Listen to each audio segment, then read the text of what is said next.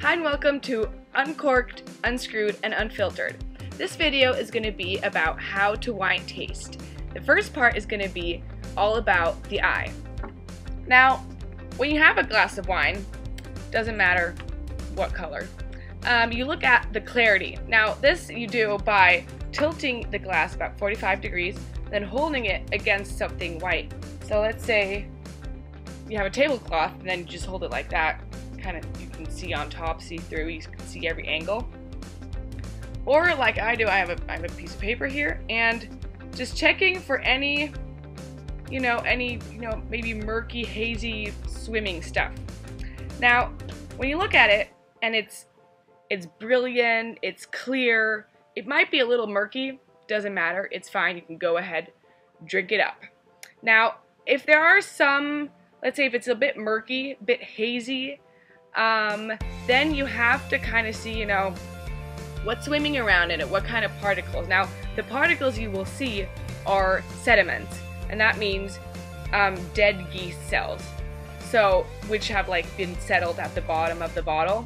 So just check for those. It doesn't mean the wine is bad. It just means that some particles are still in there, but they won't kill you. You drink orange juice or pulp in orange juice, pulp won't kill you, so sediments in the wine glass won't kill you.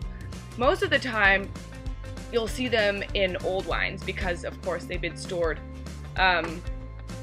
differently or longer. As customers, we're really spoiled, so sometimes you're like, oh, there's stuff in here. Ew. No glass of wine. It won't kill you. You're fine. Just go ahead and enjoy it.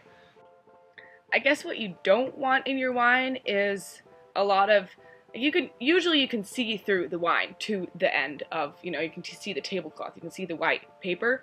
If you can't really see through, especially if you look on top of the wine, and there's so many particles in it, I don't know, I'm not a pro, but it might be a little weird. You're allowed to say something when this happens. That's just not okay. It gets in your way. Like, I wish this cork wouldn't be in my glass. So awkward. Yeah. Don't want to waste any wine. So after defining the wine's clarity, it's on to the next point, the intensity. So you look at the wine and make a judgment about how concentrated the wine is. Is the wine more pale, more, see-through when you look through it, like my skin? Or is it more dark? So the range goes from pale, middle, to really, really dark, where you can practically not see through. It's such a dark and rich color. And then you can say the more concentrated the wine is, the more intense it will taste eventually. So after defining the wine's clarity and its intensity, it's on to the third part and the last part, its color. So now I'm going to differentiate between red, rosé, and white. I'm going to start with the white one. Of course, there's 1,000 different variations of colors. So I'm just going to say there are 3 colors, and I'm going to do it for the red and for the rosé too. So starting off, very pale white. This is a very pale white too. It's very, very see-through. It almost looks like water.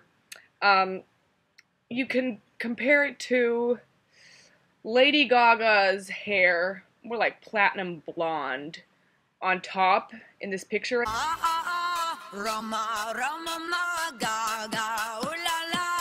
So whenever you see a pale, white wine, it's like, oh yeah, Lady Gaga's hair.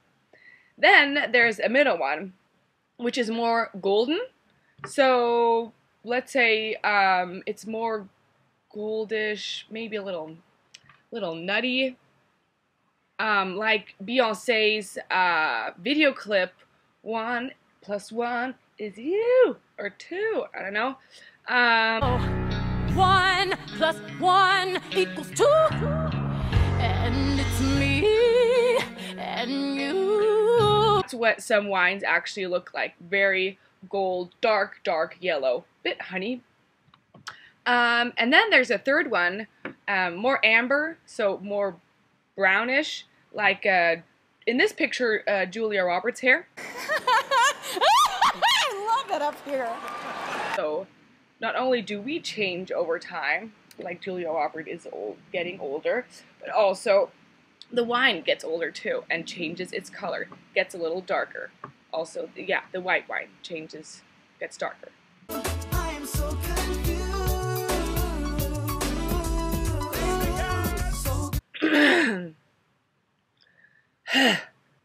So on to the rosé. The rosé, again, I'm going to do 3 colors. First, there's a very light rosé. Also, this wine is really, really light rosé. Hold it against something white. Ta-da! See how light that is? So you could say it looks like a grapefruit. That's about what a lot of people say. It's, you know, that's a typical fruit to describe the color of this light grapefruit. Then there's a more pink rosé, and it's more like cherry or strawberry. And then there's a dark pink one, which is more almost reddish. So if we would mix these two, there. That is, I bet that's really okay. This is more like tomato juice, or red oranges. That's the darker rosé. And from there on, we go to the red. So, the dark red, also I'm going to do 3 categories. This is dark red purple. So, like this mini with the velvet interior, the velvet wrap around it. Normal can never be amazing. So, it's a young wine. It's still full of color. So that was dark red. Then there's ruby red, which, like this color here, this ruby red classic coupe ride-on. That's another red. And then there's, well, that wasn't helpful, I guess. More ruby is this Porsche in this beautiful vineyard, probably with ruby red vines, grapes hanging off of it. In other words, beauty that makes sense. And then the third one is more brown, like this VW Bug. The Volkswagen engine's in the rear. You go in mud or snow.